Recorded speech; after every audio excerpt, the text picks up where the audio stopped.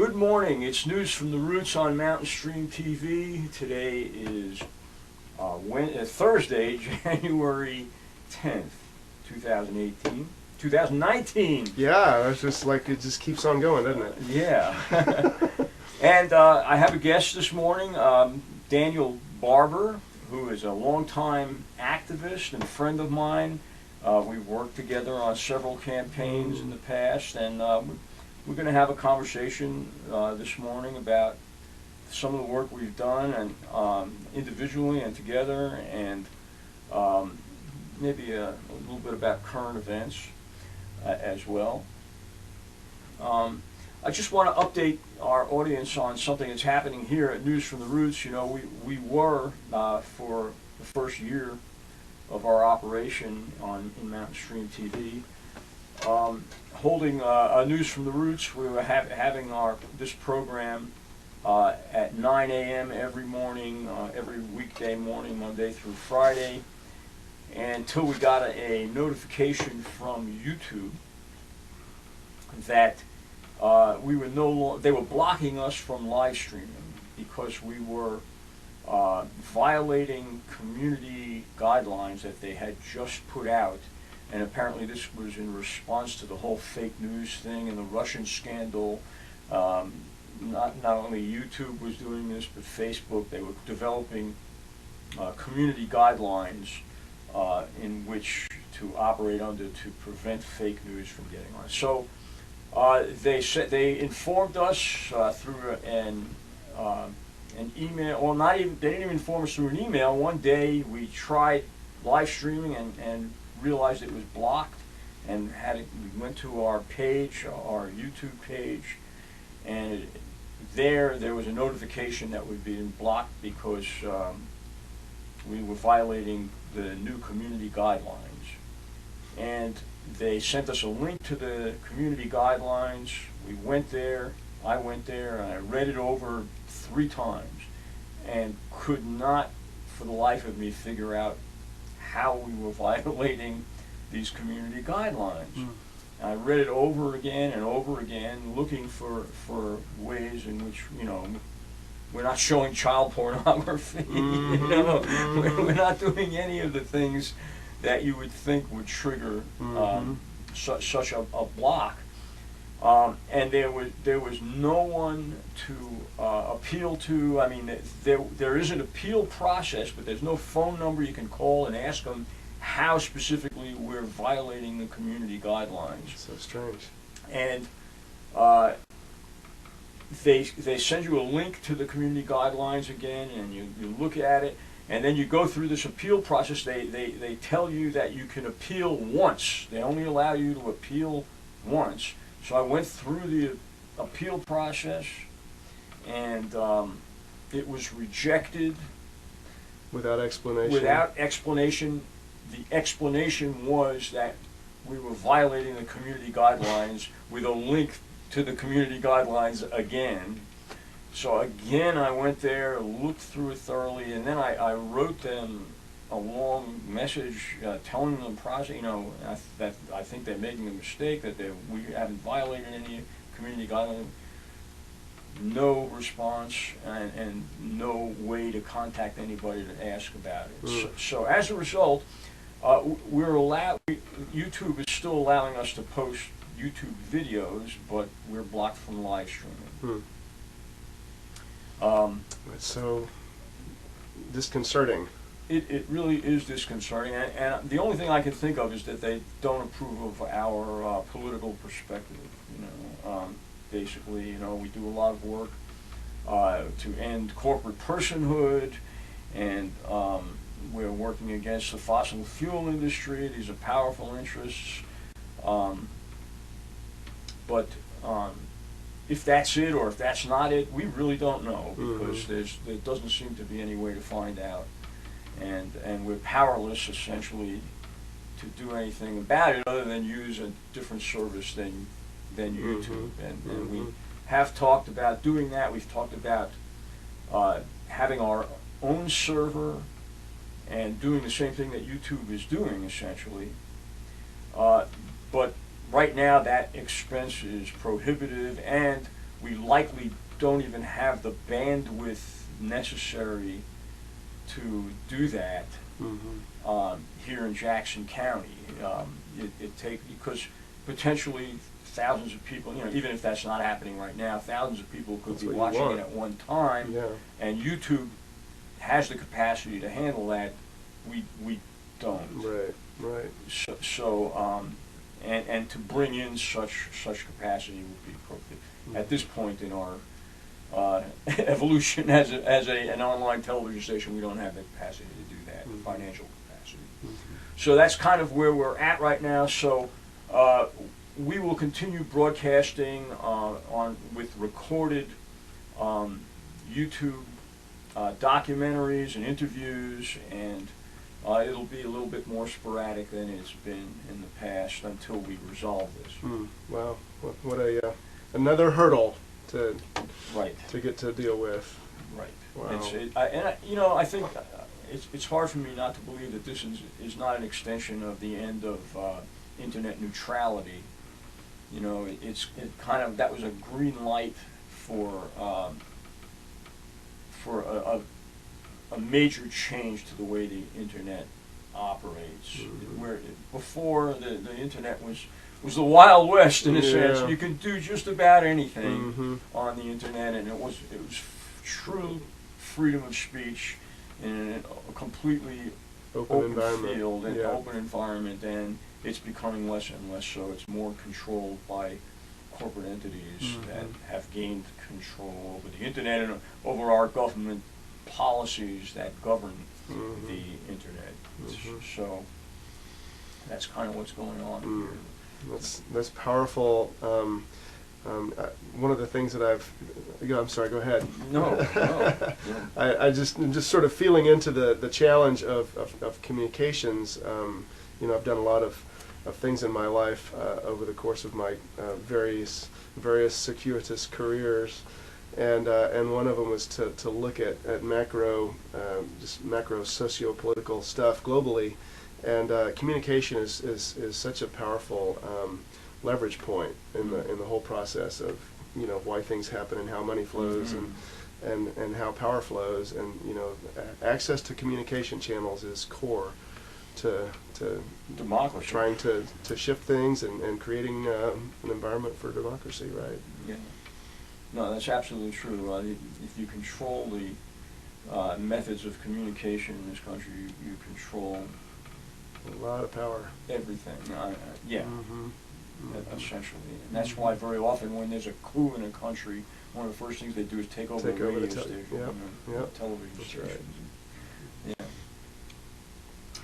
So Daniel, I mean, it's great for you to, Daniel, you live in Asheville, and you made the trip over here to Silva to be on the show this morning. I'm so glad that you did. I wanted to talk, before we get into current events and what's happening today, I just wanted to talk about our history a little bit together. I first moved to North Carolina in 1983 and got involved in the nuclear waste issue when there was a plan, or when Western North Carolina was put on the list of potential high-level nuclear waste sites up at the Sandy Bush area. And were you involved in that? Yeah, a little along the way. I got back in those days. I was coming out of a graduate school experience at Chapel Hill. I came to North Carolina in '88 to go to UNC and study sociology and statistics, actually, and that's kind of where some of this global perspective came in. I was building cross-national statistical models to try to understand the dynamics around the maldistribution of food, and so I did that. And after studying revolutions and studying social change processes and all this, I came to the conclusion that social change doesn't happen when you take a well-formed analysis and you take it to policymakers and you show them this is why so many people are hungry. This is why we have so much food in the world, but so many people are hungry, and they'll go, oh my gosh, thank you so much for explaining this. Chad, get in here quick. Let's get on this. We figured it out. and you know that's not how it works. And so that was a, you know, that was a big epiphany for me, because that had been sort of the direction that I had gone since social work. I had sort of began looking at, like, what's the underlying dynamic here, and what's the systematic dynamics that are creating these you know, maldistribution of resources. And so I ended up at Chapel Hill to sort of look at the biggest picture I could come up with, and then I came to the conclusion that what really, the way that positive social change happens in the third world, the underdeveloped world, you know, the places where people are just literally at subsistence level, is, for example, a bunch of women will get together and buy a cow, and start you know, working their little bit of land, and start to make some money, and start to, you know, learn how to develop their small little area there. And then if it's a good idea and it works, then that idea spreads to surrounding communities, and then that thing gets a little bit bigger and a little, you know, and that's how stuff happens, is when small groups of people get together and make a decision to change their life, and to do it in a way that works for the community, works for everybody. And so I ended up leaving my grad school experience, and I got into video production, and so that I could help tell these stories, you know, of the cool stuff that's happening at the grassroots. And so I focused for 15 years on doing video for nonprofits, and the original vision was to do this globally, and I ended up, you know, I did one project that was sort of connected to Mexico. I didn't ever really get out and do the Africa and India and all that, but I did a lot of videos for nonprofits in North Carolina, and I was very involved with NC Warren, and Jim Warren, and that was working on And Love Your Mother, and some of those organizations that were working on that low-level nuclear waste issue. And Okay. that's where I met you. Okay, so the low-level nuclear waste issue took place a couple of years after the high-level nuclear waste. Mm-hmm. They were actually happening concurrently, but one came to the forefront, and then the second one came to the forefront. And actually, in 1988, I ran for governor of North Carolina.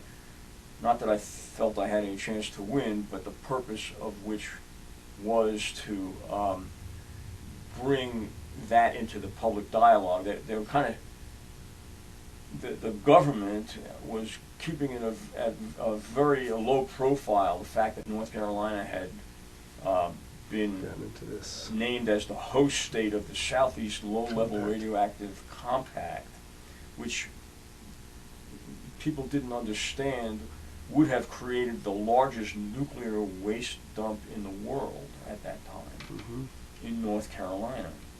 And the governor, who was Governor Jim Martin at the time, was going around telling people, "Oh, don't worry about it. It's just hospital gloves and gowns that are going into the hospital gloves, right?" And the truth was that 93%, I believe, of the waste that was going to go into that dump was from a byproduct of the nuclear power industry. And it involved everything that is legally defined as low-level nuclear waste. And what most members of the public probably don't understand is that the federal government defines low-level radioactive waste as everything that is not strictly defined as high-level nuclear waste, which is a very... Everything that's not plutonium. Well, there were three things that fell into the category of high-level nuclear waste as defined by federal law. One was spent nuclear fuel rods, uranium mining tailings, and the third thing was transuranic wastes, transuranic elements, all byproducts of nuclear fission. And everything else, including decommissioned nuclear power plants, all the solvents that are used, all the radioactive water, everything else, no matter how deadly and how long and what their half-lives were, etc. Everything else except those three very finite things were defined as low-level radioactive waste and would have gone into this dump from 8 states. It would have traveled on the highways. And Right. And at first it was just 8 states, and then, you see, compacts were being developed all over the country, but they were all dissolving as people found out what's people, going on. the people and legislators found out about it, what it actually was, and the only one remained standing was, at that time, was the Southeast low-level radioactive. So we conceivably would have been receiving low-level waste from all over the country because they wanted to close the only 2 low-level radioactive waste dumps that still existed, the one at Hanford, Washington, and the one in Barnwell, South Carolina. So it all would have been coming to North Carolina, and they just weren't telling people about it. Right. They were soft selling it, Yeah. and that's why I ran for governor. You know, that issue just blew my mind. Yeah. It just blew my mind. It's like, wait a second, let's take a look at this. You know, Yeah. are you kidding me? And if you know, if people found out about it, if there was a way to communicate about stuff like that, and people found out about it, nobody would accept that. Right. Nobody wants that. And we eventually did defeat that when people did find out about it. I just wanted to comment on the first thing you were talking about, how if you go to legislators and just give them the facts about something like world hunger, or about nuclear waste for that matter, that is not enough to drive legislation or create action on the part of the General Assembly. That's absolutely true. One of the things the Canary Coalition does, I go around and teach a course in citizens lobbying, or do a workshop in it. And I developed an analogy with electricity to citizens lobbying. There's 2 aspects to electricity that make electricity work, and that's voltage and amperage. You know, if you don't have one or the other, it doesn't drive the electricity through the circuit, right? And so I compare information, knowledge, reason, research.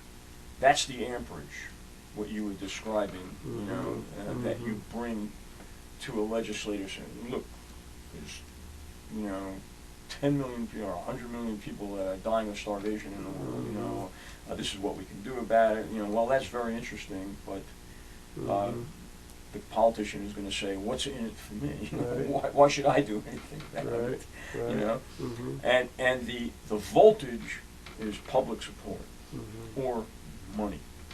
One of those 2 things.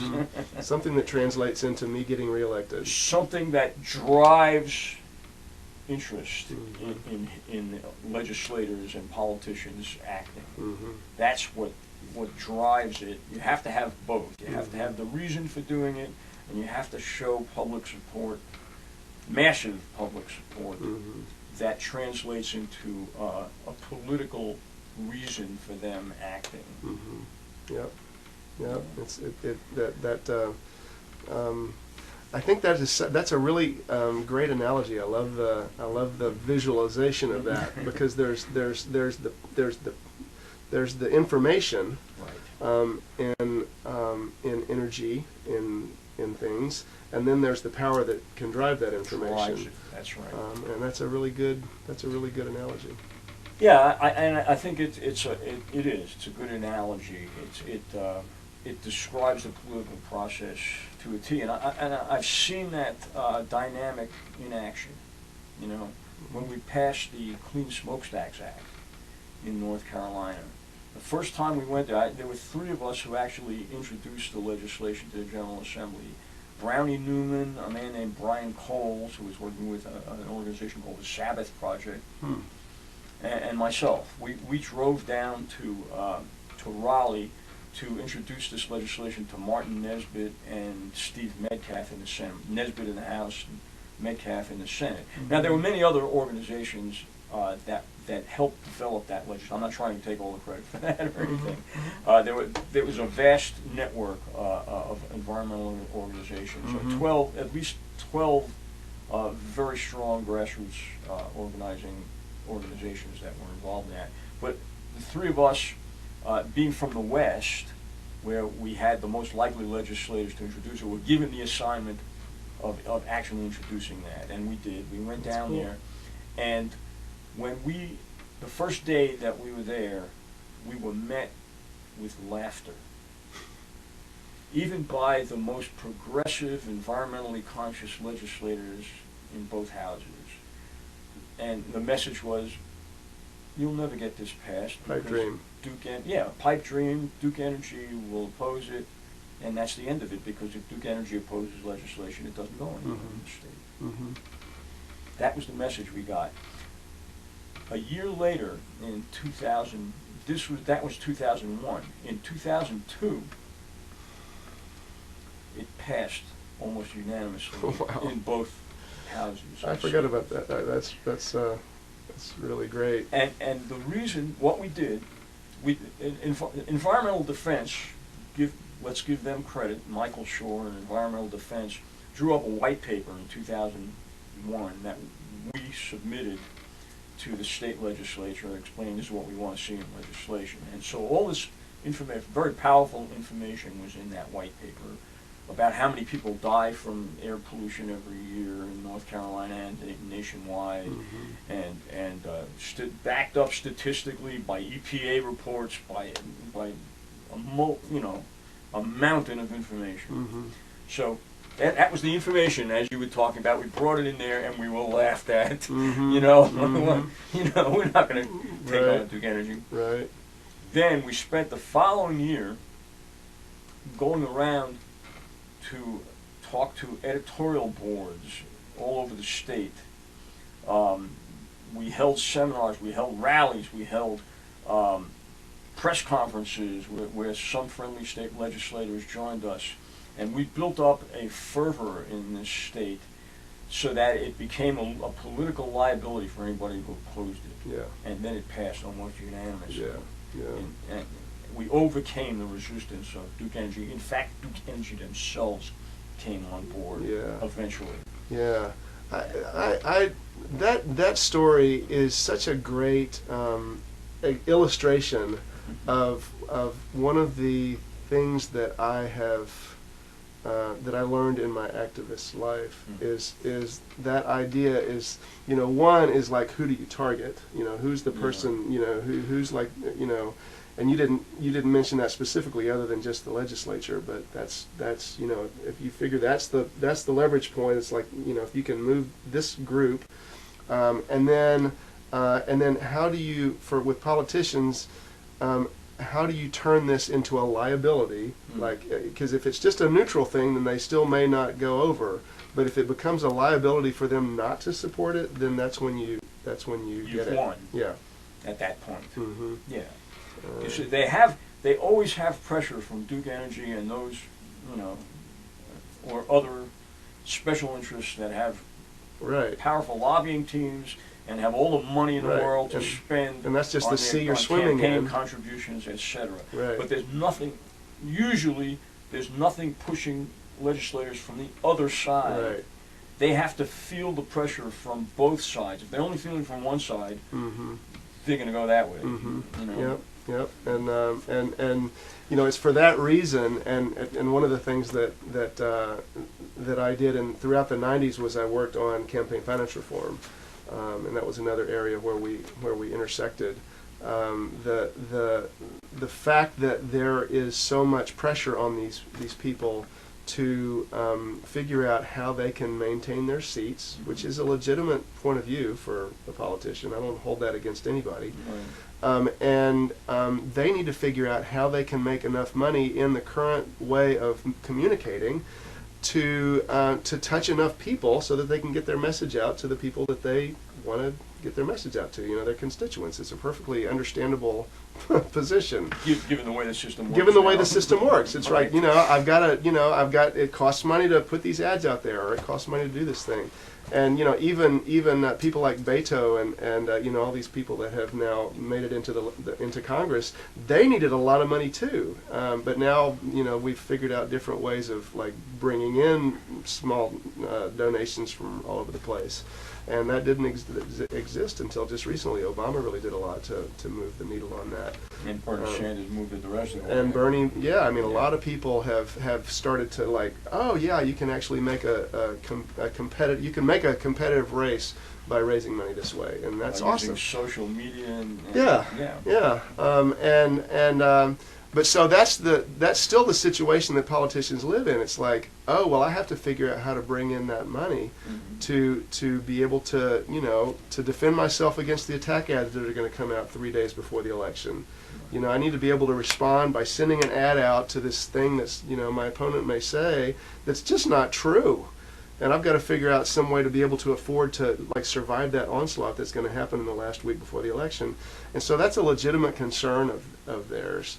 And one of the things that we worked on a lot in the 90s around campaign finance reform is how can we make it possible for people to run a competitive campaign based on a lot of small donations, or to just have public funding of elections. You know, my position on that since the 90s has really been that there's, you know, at the biggest level, at the most underlying level politically, I could accept the idea that, you know, schools and roads and healthcare and police and military and all these things be financed privately, as long as the elections for the officials that are representing the people is financed publicly.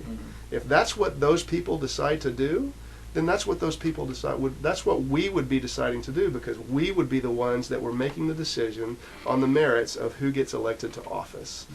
And if we were allowed to do that, so that people didn't have to raise money to run for public office, and the only way that they would be able to get elected is if they could convince enough people to vote for them on the merits, then whatever those folks ended up doing in the sausage of whatever Congress would look like in that situation, that would be what the people had decided.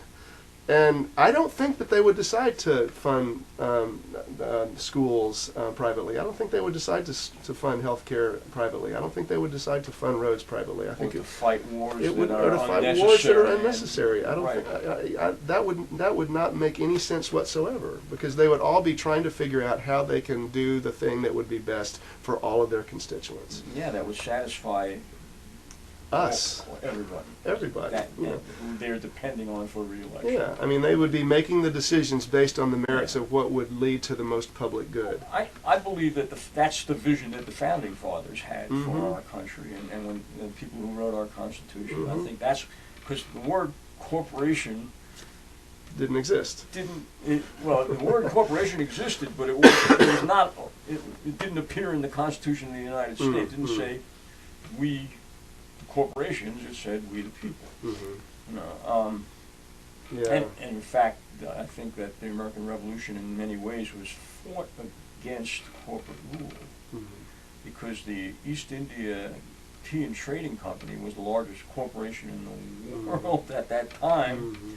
And that's the ship that they boarded during the real Tea Party. Yeah, that's right. And that's been, you know, historically that has been the kind of the battle is the people versus the merchant class that are trying to get all the money, and you know that's what government can do, is to be this intermediary between the legitimate interests of people and the legitimate interests of people who are, you know, selling stuff. I mean, that's a legitimate interest also. But if the government is corrupted by either one, in the sense of like, you know, people can't make money on this side, or people can't just exist and have a happy life on this side, then government isn't really playing its role of balancing these interests. I think, you know, all of them are legitimate interests. And the question for me, the interesting question I think for me, in the way I see all this, is how do we get from here to that better place? I mean, it's like it's really kind of it's easy for us to look and say, well, I'd like to see it this way, because you know we all have our vision of what we'd like to see. But the question is, how do we move from the current environment as it is now to a place where I'm seeing more of what I would like to see, you're seeing more of what you would like to see, and even people who work in businesses or people who work in healthcare or people who are teachers, how do all of them get their voices into the mix so that we can actually get something that would represent more of what we all want? Yeah. Which, it sort of brings us to the next project that we worked on, and I think this is a project we worked on more directly together than we did in the previous issues. When we were organizing for the Rolling Thunder event that came to Asheville, when was that? 2000. I think it was about 5. yeah, something like that. 6 or 7, something like that. It was actually before the 2004 Might have been like, election, because. oh, was it really? Wow. Yeah, because there was Bush Gore in 2000, right? And then, Rolling Thunder came on before John Kerry was chosen as the Democratic nominee in the 2004 election. I remember Howard Dean was running, and Dennis Kucinich was running, and there's a real push to get a progressive candidate. And then we ended up with John Kerry, who was kind of progressive, or considered so at the time. Relative to what we were seeing the alternatives to be. But so Jim Hightower was going around the country, attending and developing grassroots support for this movement that he called the Rolling Thunder Review. Was that the Rolling Thunder Review? Yeah, and so a core group of really pretty high-powered activists in Asheville got together and rented the Civic Center, and we had pretty good attendance. The place was great. Yeah, it was really super high energy, super fun. Patch Adams came, and what was the name of the woman who walked across the country when she was 90 years old? Yeah, Granny D. Granny D was the Granny D was there. And she spoke to the crowd at the Civic Center. She is amazing. She's amazing. Yeah. Yeah. I went to Washington when she made it to D.C. and I was there for her last couple of miles and her speech there. That was quite a moment. And the purpose of her walk across the country when she was 90. I think she was 90. I think she was 90 years old, with campaign finance reform. Exactly what we're talking about. Yep. And so she is a tremendous figure in this fight for campaign finance reform and getting the money out of politics. Yeah. And she raised a tremendous amount of awareness, I think, that resulted in things like the Rolling Thunder Review, and then moved to amend that followed that, and of course in 2010 the Citizens United decision of the Supreme Court was handed down, which brought us back further back in the other direction. But my feeling is that that's in a sense overemphasized by the movement to address campaign finance reform, because it was already terrible before the Citizens United. It was already terrible in the 90s. Yeah. There was a court case in the 70s. Was it? I'm going to blank for. Yeah, I'm sorry. I'm drawing a blank on that. But there was a court case in the 70s, Supreme Court decision, which actually defined corporations as people, and basically. Well, it said that that money is speech, basically. Money is speech, and that really opened up the floodgates to corporate money in politics. And Citizens United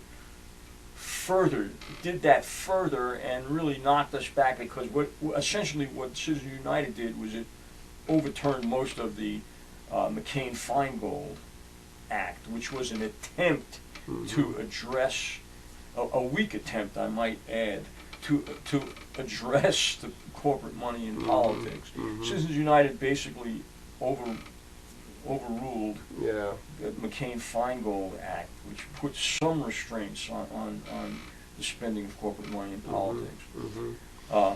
And I'm disappointed that I can't remember the name of that decision, but that was the decision that has sort of that put chills in this movement. Ferguson, maybe? No. That was earlier. Yeah, that was earlier. But this is I'm blanking. But anyway, the impact of that ruling, I think it was 71, was that if you didn't think that you could beat that ruling and argue that money is not actually, Right. it's like a dollar is not a person, and Money that's is property. It's not speech. it's not, Right. and so a lot of the reforms since then have been these attempts to try to get around that ruling, and our idea and one of the ideas that sort of the clean election financing that we were pushing in the 90s was the idea that if you gave someone the option of running with spending limits and under certain constraints, that you could not take private money, and you had to run under strict spending limits, and you had to qualify by getting a certain number of voters to sign that, yes, I support you. Like that would trigger that would trigger public funding. Right, that would trigger an amount of public funding that would enable you to run a competitive election. You could at least get your message out. It wouldn't assure that you would be able to outspend any opponent, but you would at least be able to get your message out. And so that was a way of doing it that didn't that still would be, could be workable under that ruling, which I'm hoping will just kind of come to me. But anyway, I think that underlying all of this, I've always been so interested in what is the thing that, it's like we can talk about all these mechanics about how the political system operates, and we can sort of strategize around how to get these things. And it seems to me that one of the core issues in all of this is how do we develop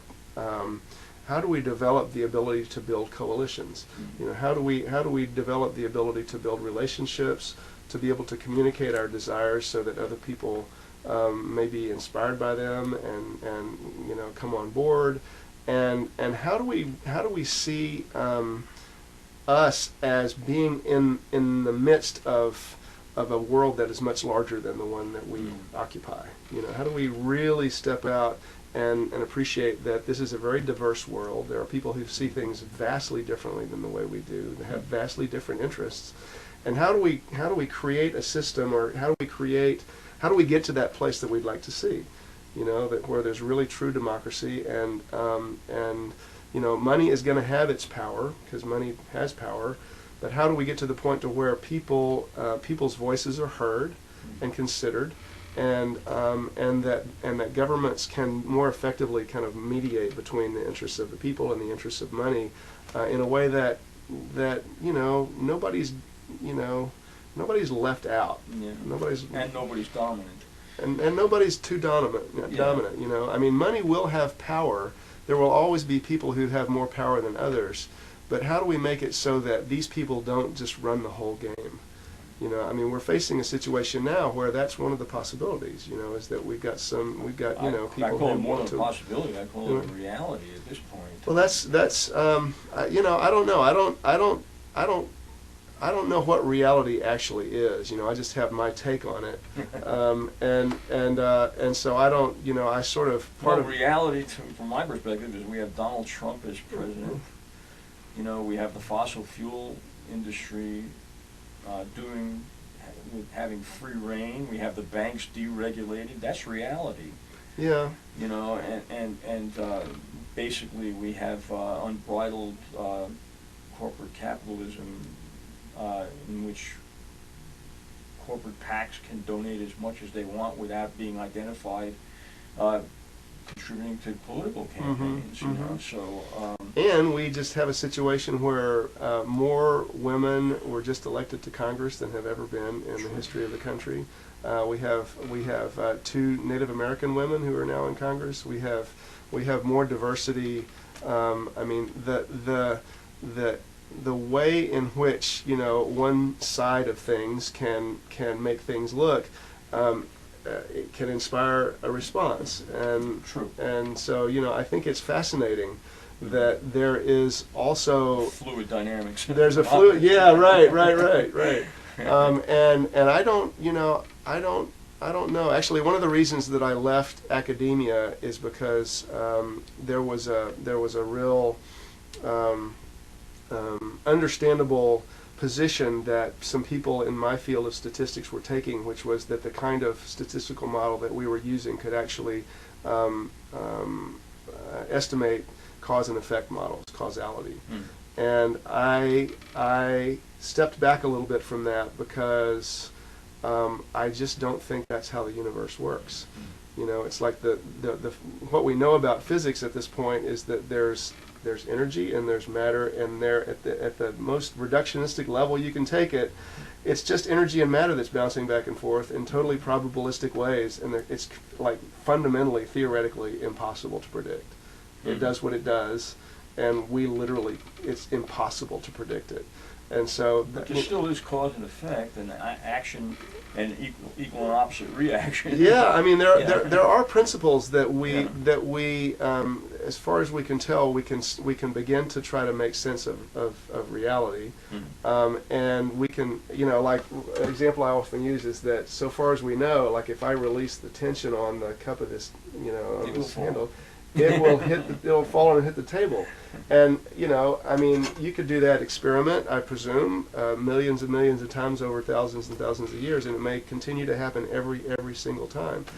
But I think there is a way in which it makes sense to say that I cannot predict that with 100% certainty. You know, there may be things that could happen, like, you know, I may let it go, and a tornado comes through, and it blows it away, and you know the cup lands, you know, 50 feet over here, right? I mean, there are things that can happen that we wouldn't necessarily be able to predict, but that may be possible. Okay. And so it's like we don't really know. I mean, we make sense of reality as best we can, and that's how we survive, and that's how we, you know, make our way through. But we really don't know. I mean, most people, including Nate Silver, did not predict that Trump would win. That's true. And so, you know, it made no sense. I mean, to most of us who have been watching this stuff for most of our lives. There were those who did predict it. Michael Moore predicted it, and others. Yeah, I mean, some people did. But and I saw the possibility of it. I mean, and you probably did too, because. He kept going beyond the odds. The way I see the last election is that Trump didn't win. Hillary Clinton lost. and if Hillary Clinton had won, it wouldn't have been because she won. It would have been because Trump won. You know, everybody in that election was voting against somebody. Yeah, right. Yeah, and so I think, you know, I think in times like that, when there are forces that are so, you know, like our society has been so polarized, and I must say that part of what I'm doing these days is that I'm using music, I'm using principles of music to try to inform how I think about stuff like this, and to sort of step to this way of like, how can we get to this place we want to see? If I look at this as a musician, and I'm sitting here in a band, and you know, there's these people here in this band. It's like, what can I do that will have the most likelihood, from my perspective, of making the music better?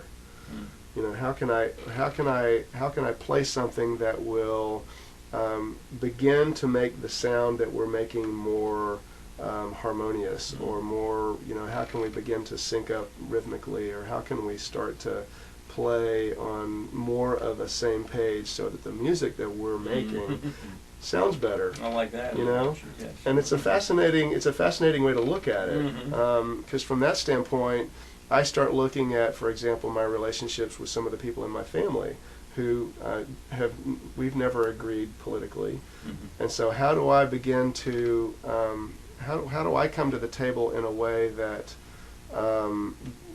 can begin to make our relationship feel more whole? It's not like I'm backing off of my political perspective, but I'm bringing it to the table in a way that I really honor, that, you know, you're my brother, and you're my cousin, and you're my niece or nephew, and it's like it is a true playing out of the value that I hold, which is that I value diversity, and I value different perspectives, and, you know, I value people, and, you know, the things that we do value.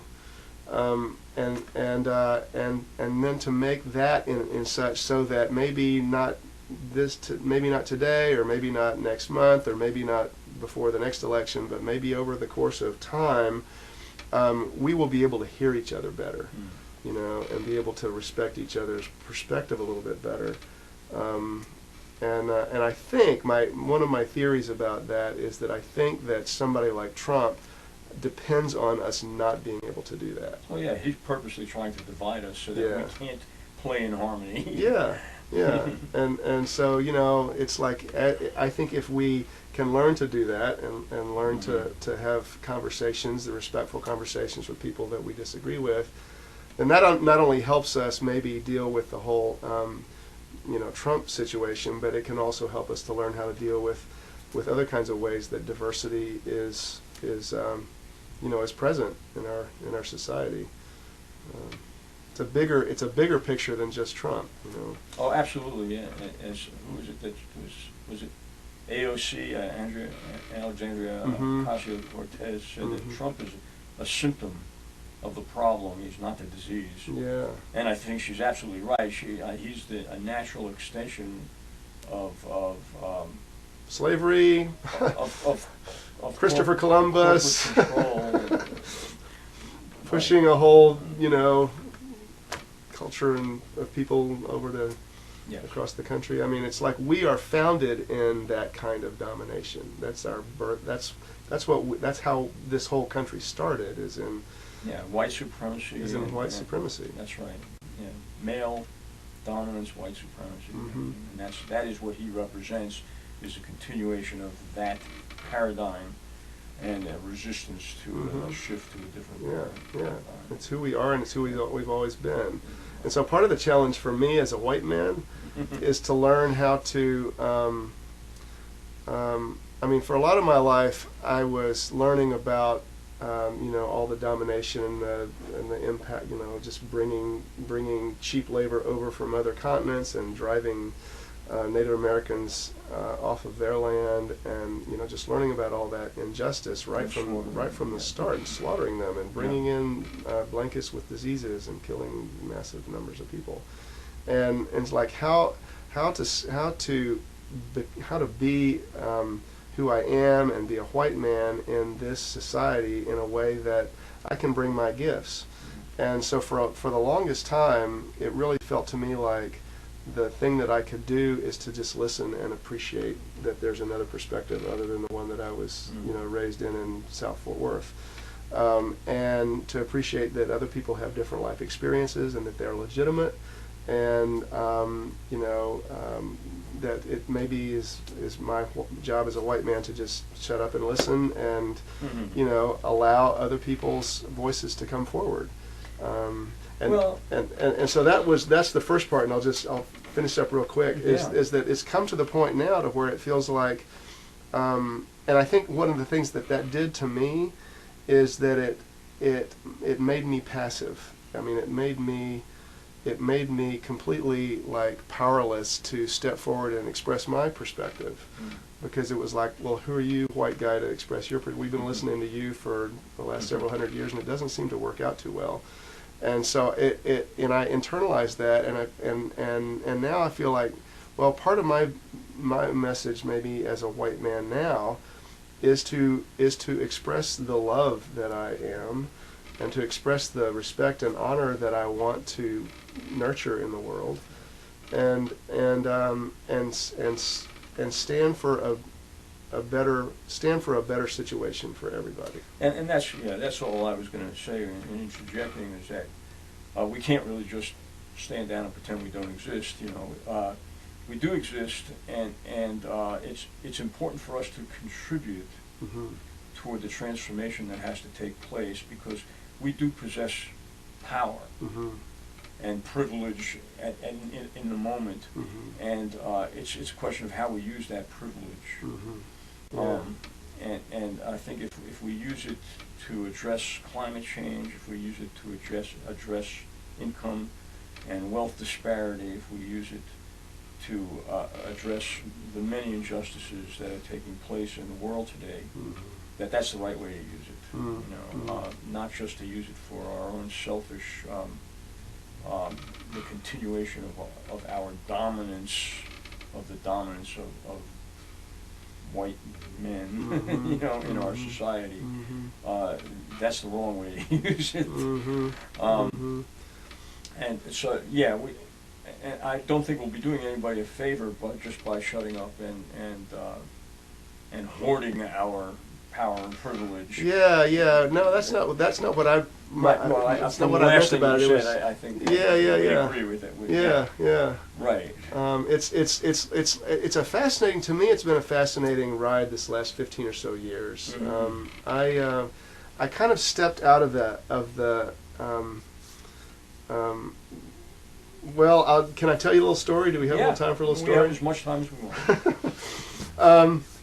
I had an interesting experience along around 2000 and 2001, and it has shifted the direction of the course of my life in some really powerful ways, and I'm now coming back to a place that feels more whole and more genuinely powerful, which I'm really grateful for. But it's been a ride.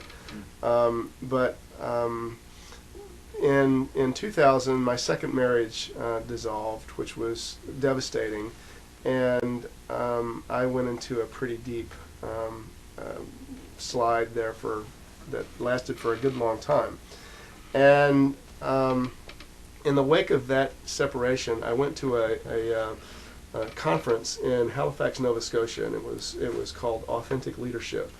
And I got this email of this announcing it. And a lot of times in those days when I was doing video, I would hear about some interesting conference, and I would call I'd call them up and I'd say, hey, I've got a video camera. Would you like your conference videoed, or maybe do some interviews or something like that? It would kind of be my ticket in. And there was a guy named Francisco Varela who did a lot of research between mind and brain in the 70s and 80s. And in the 80s I did a lot of kind of esoteric reading around stuff like that.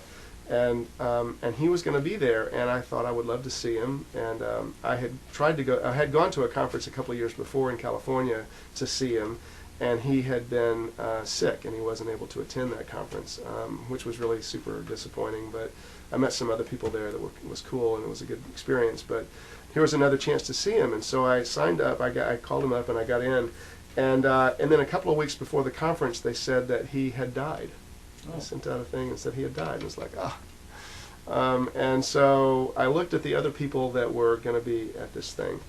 And one of them was Margaret Wheatley, who I had known about. She's written some interesting stuff on management and like being like a more soulful and heart-centered management style in corporations.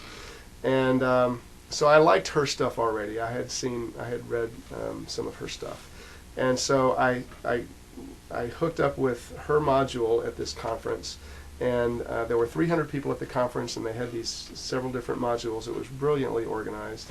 And I was in her module, and she passed a microphone around, and she said, what would you like for us to talk about this week? Mm-hmm.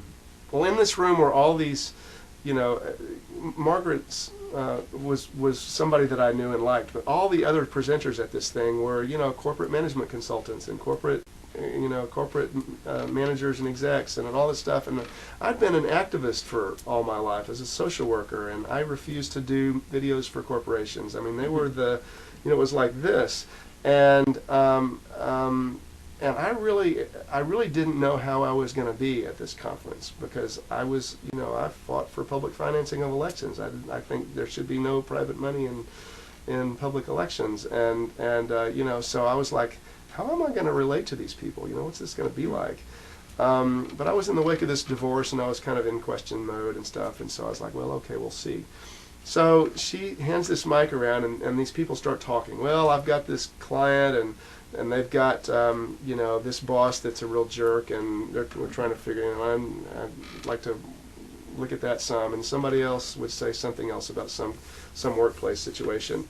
And it came around to me, and I said, I said, my concern is that there's all this energy in this room that is being dedicated to figuring out how to work out workplace relationships so that productivity will go up and people leaving, will go down, and retraining costs will go down, and the profits will go up, and the corporation will continue to survive and thrive and continue to rape and pillage the planet. And I said, and so my question is, can capitalism be healed? And of course it was like, that was really it was like, is that what you do with capitalism, is try to heal it? Is try to get in there and like heal it? And then if the corporation works more efficiently and better and people are happy, that'll be a good thing? Is that what we want here? And so as a result of that, there was some giggling, and it was good natured, but it was some giggling, and Margaret Wheatley kind of nodded at the front and said, well, we'll get to that. And then as a result, I ended up in all these interesting conversations with people during the course of that week. And the first thing that I got from those conversations was that I was surprised at how some of the people that I was talking to actually could engage that question. So that was interesting to me. It's like, So it was just kind of interesting. It's like, wow, I'm really in some real conversations with these people. It's not like they're fighting me or anything. And it's like, And then the next kind of impression that I got was that there were actually some really thoughtful and heartful people who are doing some of this consulting work in corporations that is really about trying to make it more humane, and trying to make it more like not only humane within the business, but with regard to the environment. How can we genuinely take care of the environment better with all this power that we have in this business? How can we do better by the environment? And there are other people who are thinking, how can we do better by poor people? And I mean, there was people who were actually able to have those conversations.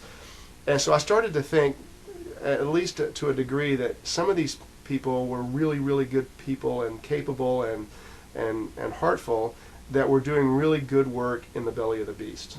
Is kind of how I started to see it.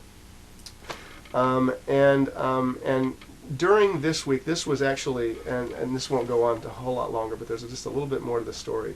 The conference was being held up in Nova Scotia at a Buddhist where Pema Chodron's Sangha is.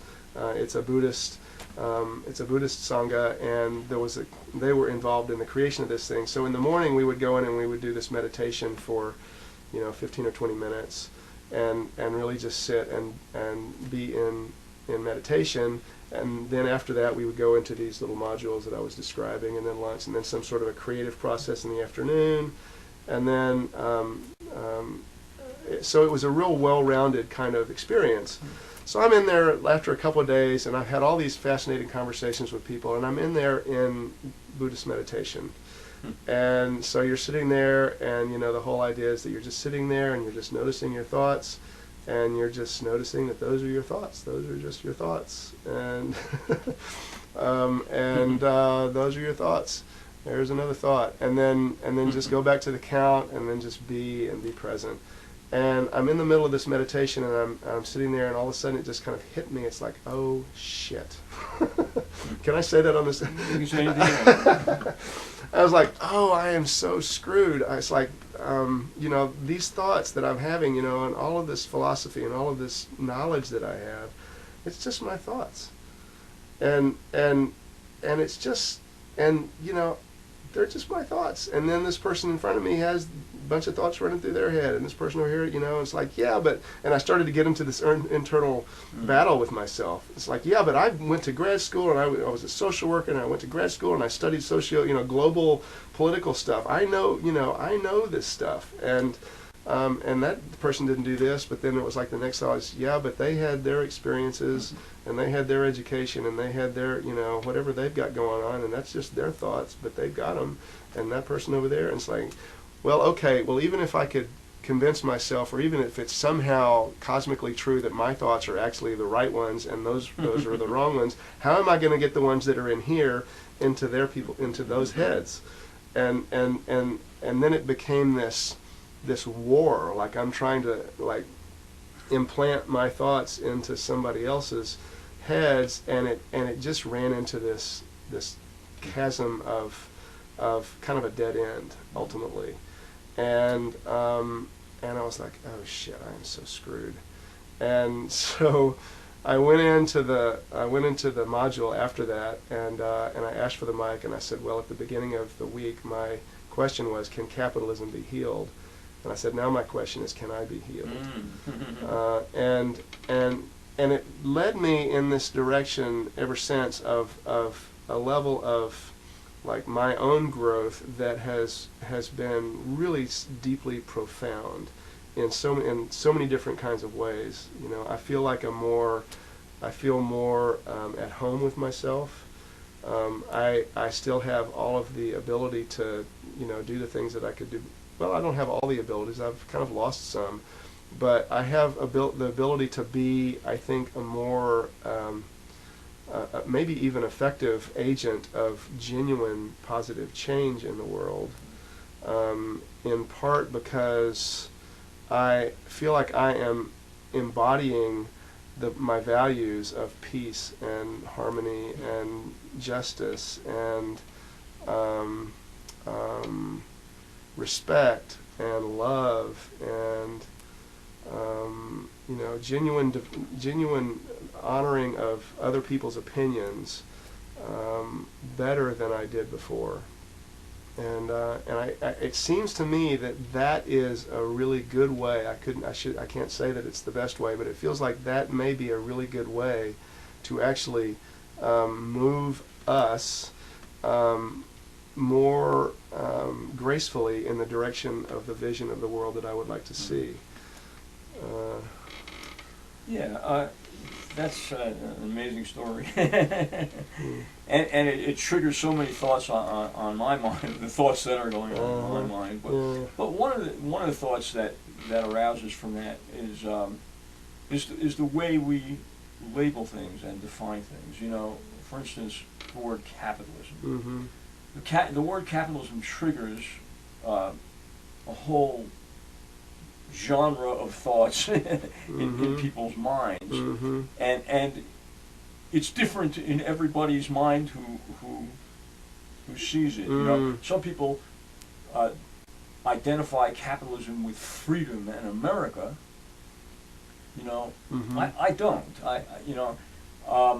And some people visualize capitalism as a free marketplace. Well, if you take any one of those values and attribute it to capitalism, I think, and you examine it as objectively as you can, you'll come to the conclusion that America doesn't have capitalism, and never has had capitalism, because capitalism, to me anyway, does mean free markets. But there's a difference, again, you have to distinguish between capitalism and corporate capitalism. Is corporate capitalism really capitalism? Because a corporation, if you look at the history of what a corporation is not a private entity. A corporation is actually an adjunct to the state. It is the first corporations that were allowed to form in the United States of America existed only for the purpose of performing one task. They were given a charter by the state. They had to, somebody who wanted to form a corporation had to get a charter from the state, giving them permission to perform this risky task, building a bridge, say. Okay. And that, in exchange for that charter, the people who applied for that charter were granted limited liability, meaning that their risk was limited. Well, that's the antithesis of capitalism. capitalism implies risk Mm-hmm. and Mm-hmm. investment and such, you know. Mm-hmm. So, and then once that task was performed, the corporation was dissolved. And if they wanted to do another project, they had to apply for another corporate charter. Mm. And a charter, it was not a simple thing that you brought it into a bureaucrat in the government and they signed it and away you go. You pay whatever fee. No, it had to be approved by an act of Congress. An act of Congress. Wow. The House and the Senate, and it had to be signed by the President of the United States Wow. before your charter Could be approved. was Wow. approved. Wow, I didn't know that. Yeah, yeah. That's the history of corporations, and then the way it evolved through various court cases and just pragmatics was that certain business entities were repeatedly doing these dangerous jobs, building bridges, building roads, tall buildings, whatever. And so it just became a matter of pragmatism to grant them a more permanent status as Yeah. corporations. Mm-hmm. And then the court cases, Santa Clara versus Union Pacific, I think, Mm-hmm. when corporations were granted Mid 19th century, kind of late 19th century. right, were granted, and the 14th Amendment was integral in this. The interpretation of the 14th Amendment was part of that. Mm. Corporations were granted more rights of individuals, and that was the first step toward granting personhood Mm-hmm. to corporations. And that's the way that evolved. But the point I was coming back to is that what we have now is not anything that really resembles capitalism. Yeah, it's What we definitely have it's definitely not Adam Smith's capitalism, is it? What we have now is socialism for the wealthy and privileged, and capitalism for everybody else.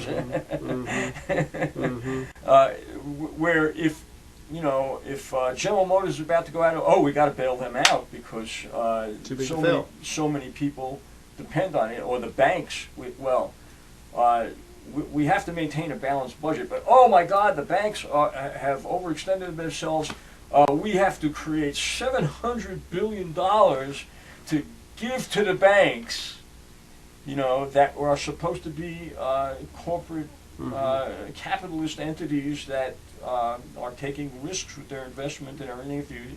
An investment implies that if you lose, You lose. you lose, and if you invested wisely, then you win. Mm-hmm. They didn't invest wisely, they lost. But who got charged for that? Was the taxpayer. Everybody else. So there was this social safety net for the wealthiest people in the country. Mm-hmm. That's not capitalism. Mm-hmm. Yeah, that's true. It's so true. And the dynamics of what are happening are so often misrepresented by the language that we use. Right. And so you can hear all this stuff on, different media outlets or different books, and we can be talking about completely different things just by using a word that's very commonly used. Yeah, and it triggers these responses in us. Again, it's labeling. And force, and Trump uses labeling all the time in a very divisive way. Mm-hmm. They're rapists, they're murderers, and people who come from Mexico. Yeah. Some of them are good people, but Yeah. That inspires the idea of one of the other things that I've done over the last few years that has helped me to navigate these waters a little bit, and it's the language of nonviolent communication. And in that way of communicating with people, one of the ideas in that is to listen to listen underneath the words that people use, like listen underneath for the what they mean, or what they're really trying to express. They may be having a conversation about the basketball game last night, but what they're really talking about is how frustrated they were that they had an argument with their spouse, you know, and so, you know, it's like those ways that we, you know, try to communicate with each other, but sometimes we don't have the tools or the courage or the ability to just step in or the knowledge. I think a lot of it has to do with ignorance and maybe even just repeating talking points that they heard on Fox News last night, you know, or CNN or MSNBC for that matter, and it's getting, to me, there's less and less difference between any of them. But I think there's a lot of willful ignorance. Not only, you know, willful ignorance has always existed in people who have a vested interest in believing one thing or another, you know, but now willful ignorance is being promoted, encouraged, yeah. You know, it's a fascinating time to be alive, and one of the things that brings me hope in it is that there are a lot of people now who have spent the last 20 years of their lives, and younger people who have spent a lot of their lives with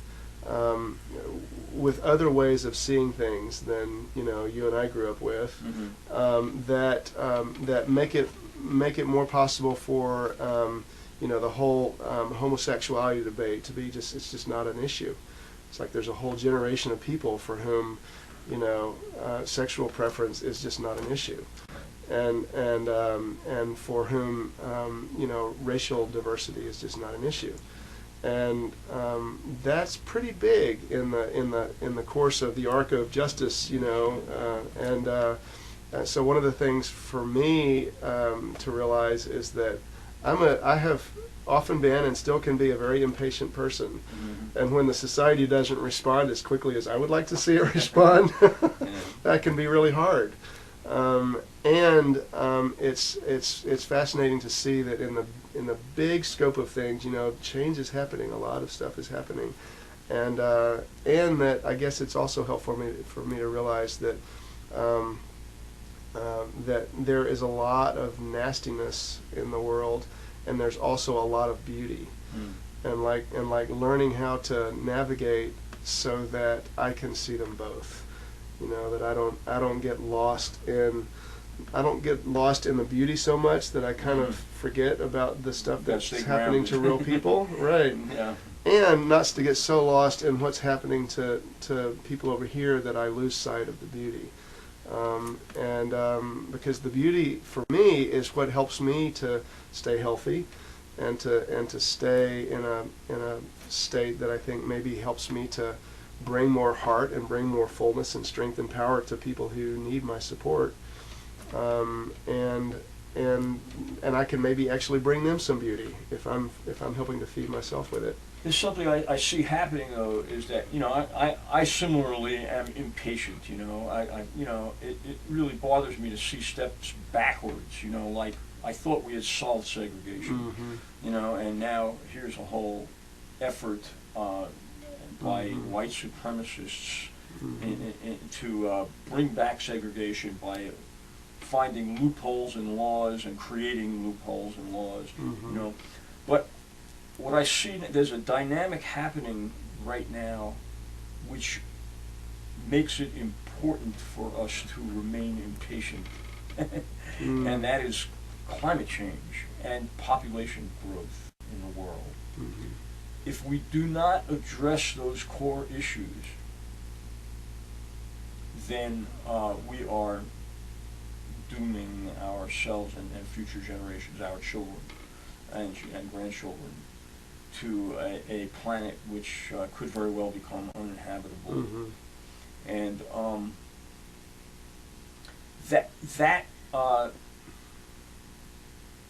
I see that driving change.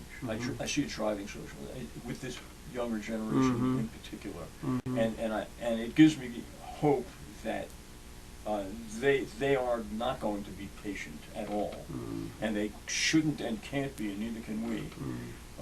We absolutely have to address those issues, and not tomorrow, not 10 years from now, Yeah. right now, yesterday. Yeah. Yeah. Yeah. And For me, like 25 years ago. Right. Yeah. Actually, one of the reasons that I left grad school was because of climate change, and I left in 1990. Yeah. And so I see. I'm very excited about the Green New Deal, and the voice I hear from Alexandria Ocasio-Cortez and other new members of Congress that were just elected, specifically her, and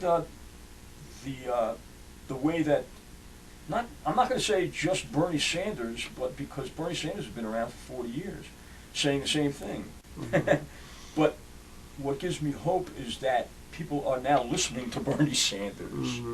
You know, I think that as much credit as I do give to him and his magnificent stamina and integrity and honesty, I give credit to the fact that the issues that he's been talking about are now gaining prominence.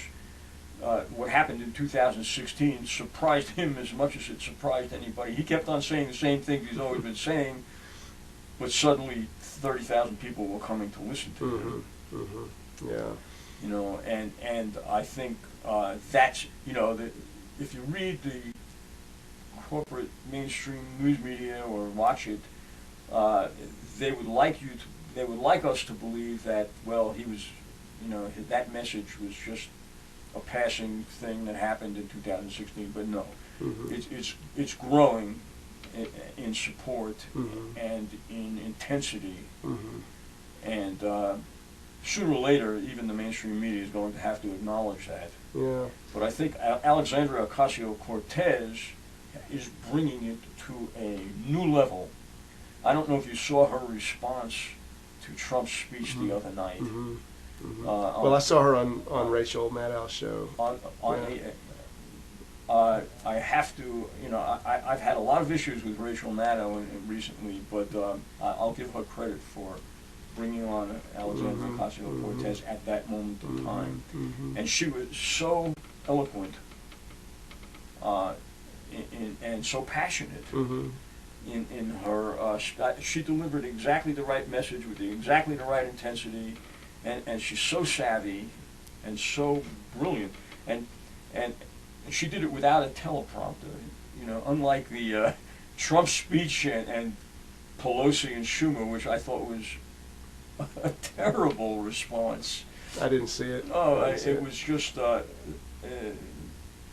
so dull and so lame. I mean, without passion, just sort of partisan, you know, response. They had to do it, but the way they did it was terrible. You know, one of the things that I think is so fascinating about and I appreciate, you know, you saying all that there is an urgency to dealing with climate change. There is an urgency to deal with these issues. We can't just kind of sit by and not address them.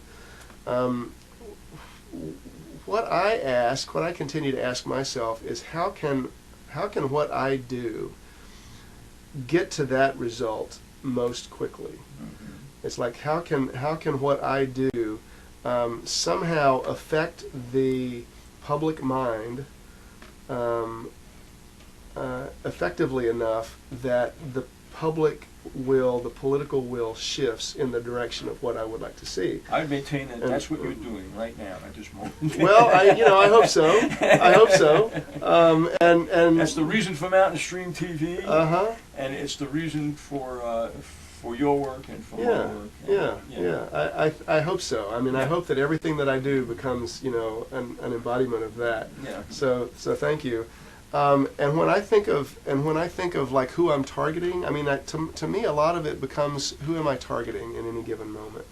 Because like if I'm having a conversation with someone who sees things pretty much the same way I do politically, then yeah, we can sort of we can get on that bandwagon and find a lot of places to resonate and dance together and, you know, and do that thing, you know. If I'm talking with someone who is on the other side of the political fence, then I will talk to them differently, because one of the things that I would like to do with that person is to maybe the goal with someone who disagrees with me is to just have enough of a relationship, of a healthy relationship, that maybe that person leaves the conversation feeling a little bit less antagonistic toward people who think like me. And so for that, and I wonder, like in the big picture, is it, I mean, I think it's valuable to charge up the people who, you know, who we agree with, and I think it's also important, I think it's also helpful in the biggest picture to do what we can do to not, and it's not pandering, it's more relationship building. It's like, how can we do things that will help to calm things so that we see a little bit less of people who are just yelling at us, you know. It's like, yeah, I mean, I can see your I can appreciate your perspective, and I can, there was I don't know if you heard this guy, I wish I could remember his name, is an African American guy who, before the 16 election, got onto some of these alt-right Facebook sites, and because he was curious about what was driving them, you know, what was driving their Was he on NPR or something? He may have been. I mean, he stepped out, and I think he did a TED Talk, and I forget his name, but really interesting. I think it was a TED Talk that I saw, and he spent several months just kind of, he created a fake account and got in and started listening to what they were saying, and didn't say much for a while, just kind of listened, and then he started getting a little bolder, and he started, you know, putting a comment in, and adding a comment here and there, and he developed a language for, I mean, he was basically speaking their language. Mm-hmm. He was basically in there with them, and he was you know, he was in it, and he not completely internally, but as the part of him that was sort of doing this experiment. And he said he got to the point to where he realized, he said, if there's anybody who can understand the fear for the survival of their race, it's me. And he said, that's what these guys feel. And he said, they are terrified for the survival of their race. And to me, that is some of the underlying stuff in all of this, is that there are people who are just afraid for the survival of their lifestyle. Yeah. They're just fearful. So this is what gives me so much hope for the Green New Deal. Because it is, if you take the time to examine it, it's a convergence of two major concerns and fears, you know, in a sense, or addressing the needs that will eliminate the fears.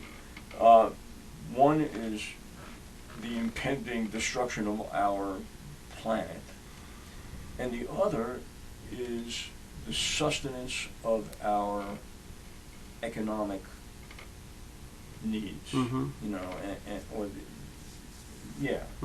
essentially. Yeah. And the Green New Deal addresses both those things, and it also addresses the injustice and inequalities that have come about as a result of the Industrial Revolution and the way American society has evolved. That's awesome. And it's something that will, I think, be attractive to white working people as well as people of color, and to the business community, because it recognizes the potential for a new industrial revolution taking place. That's really cool. In the United States of America and in the world, and not only the potential, but the necessity for it Yeah. on so many different levels, Mm-hmm. and creating millions and millions of living wage jobs that are diverse and, by definition and necessity, everywhere in every corner of the country, That's even awesome. every little town and because you cannot centralize energy efficiency. Mm-hmm. You know, Mm-hmm. if every home and factory and public building is to be maximized for its energy efficiency, it means creating local jobs. Mm-hmm. You can't import that from somewhere else. Yeah.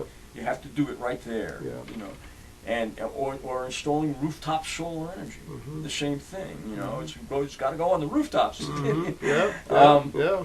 Yeah. I love it. I'd like to learn more about that. Sounds great. And it implies a vast educational revolution as well. Mm-hmm. And it implies addressing the economic injustice and social injustice. That's big. It's huge. It's all encompassing, and it's getting support not just from liberal progressives, but from people in the business community. Well, that's really encouraging. And people in the white working class communities That's in really Michigan. encouraging. You know, that's the potential of the Green New Deal. That's really great. And it's catching the attention of Republicans and Democrats in Congress, even though it's been initiated by a very progressive group of people Mm-hmm. that have just entered Congress. It's just something that I feel cannot be denied. Mm. And if it doesn't make it in this Congress, Yeah. it's going to be Stepping forward. It's going to be at the forefront of the 2020 presidential campaign, because virtually all the candidates, with few, maybe not Joe Biden, but everybody else, that have declared their possible intention to run, they've all taken up climate change and campaign finance reform. You know, all of these That's really great. issues are now at the front of the political That's agenda super cool. in this country. That's super encouraging. It is. It's very. It's almost as if you know. I view it as an extension of life itself. You know, I mean, life seeks to survive, and the earth itself is a living organism, and we are just part of that living organism, and so the earth is directing us to do what has to be done in order for it to survive. Yeah. Those energies are coming through us. We are that. We are that, exactly. And all of, you know, the miraculous technological advances we've seen in the last several decades are accelerating at such a rate that we actually may have a chance to survive if we follow through on that and overcome the divisiveness and obstacles that are in our way. Not allow ourselves to be discouraged by what we've experienced in the past in terms of political activism and the discouragement that comes with that. You know, but look at what has been accomplished and how it's accelerating and how people are coming together, how issues are merging that address the issues of different segments of our society that have been in opposition to each other but don't need to be anymore. No. Yeah, we can create excuse me, we can create solutions that bring us together, and so we all get what we need. We have to do exactly that. We have to do exactly that. You know, and that's super encouraging. I think that is a path that feels good to me. Yeah, and me as well. I am inspired by what I'm seeing happening right now, and I want the Canary Coalition to move in that direction, and I want to encourage others to look at what's happening and look. You know, go to the Sunrise Movement webpage That's the group that occupied Nancy Pelosi's office in Congress when they right after the election. That's awesome. And what they're promoting is the Green New Deal. And if you go to their webpage, they have it outlined step by step what the process is going to be. Oh, I love it. I love it. I will go do that myself and check that out. Yeah. Good. Very exciting. Good. Well, I've really enjoyed this conversation. I knew that I would. I enjoyed the last conversation we had, except it wasn't on television. But right. The last we met while we were in the midst of that 10-day fast. You hadn't eaten for about 8 days. Or At that point. So you were just delirious. You know, what's funny is I didn't feel like I was delirious at all. No. I felt really grounded. Yeah. And I don't know if you were there on the final day. Were you there on the final day? Yeah, for a little while. I wasn't able to stay the whole time. I was just coming off the cuff when I expressed that I wasn't really hungry after 10 days. I felt nourished and strong because I felt like the message that we were trying to deliver was really resonating, and we were getting feedback from people that was nourishing my soul. That's awesome. And I think Steve felt the same way, and others who participated in the fast. There were others who didn't do 10 days, but did parts of it or whatever they could. You know? And what a beautiful testament to the power of support and love and it does. It gave me a further insight. I had done similar things before, but every time I do it, I learn. Or I increase the depth of my knowledge of the interaction, how we are all interconnected, that none of us is truly, I think it was Huxley who said that, you know, if you look at people, it seems as if we're little islands in the middle of the sea, you know, we're all isolated. But if you go down under the sea far enough, you find out that everything's connected. Yeah, I love that. That's a powerful encouragement, isn't it? Yeah, good. And it's really true. Everything you do impacts other people on some level, and you are impacted by everything else that's happening around you, as you expressed earlier. You know, the fluid dynamics of relationship is very true. We never know how what we're doing might impact things. Well, will impact things Does one way or impact another. Things. Yeah, right, exactly. Right. Yeah. So it just boils down to what's the impact that you want to make. Yeah, that's right. Yeah. Well, I really appreciate the opportunity to do this with you. And thank you so much for making the effort and I hope you'll do it. Come back again, and we'll update ourselves soon. All right, sounds good. All right. Thanks, Dan. You're welcome.